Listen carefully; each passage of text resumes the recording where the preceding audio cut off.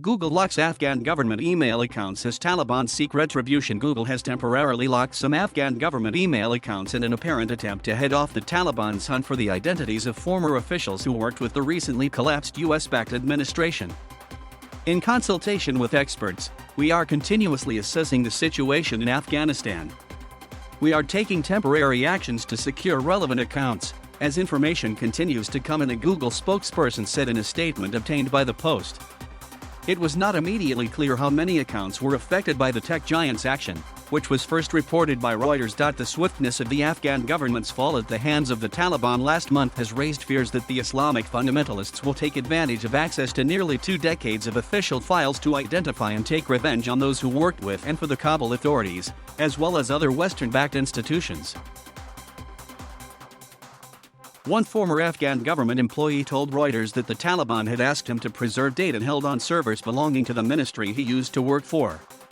"If I do so, then they will get access to the data in official communications of the previous ministry leadership," said the man, who added that he did not comply and is now in hiding. According to Reuters, approximately 24 Afghan government departments used Google to handle official email correspondence, including the Ministries of Finance and Industry, as well as the Office of Presidential Protocol. Other agencies, including the Ministry of Foreign Affairs and the Presidential Office itself, used Microsoft's email software, the report said. Microsoft did not immediately respond to a question from the Post about what actions, if any, the company was taking to keep that data out of Taliban hands. Days after the Taliban entered Kabul on August 15, Google-owned YouTube said it would terminate any account it believes to be operated by the extremist group. By contrast, Twitter said it would allow Taliban accounts to remain on the service while proactively enforcing its rules against glorification of violence, platform manipulation and spam. Meanwhile, the Associated Press reported Friday that Western Union, which halted service after the militants entered Kabul, will resume transfers, which may help Afghans to receive cash from relatives living abroad.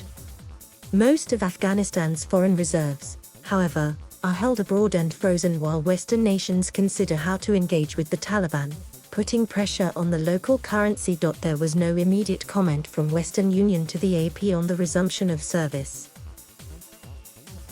The Taliban has sought to show a moderate face to the watching world as it consolidates control of Afghanistan, but their conciliatory statements have been belied by reports this week that the group's members were carrying out house-to-house executions in Kabul and elsewhere in the country. Last month, United Nations Human Rights Chief Michelle Bachelet warned of summary executions and strict restrictions on women in areas under Taliban control, while the family of an Afghan folk singer reported that their relative had been executed by the Taliban days after it declared music is forbidden in Islam.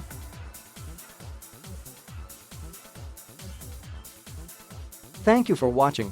Please subscribe.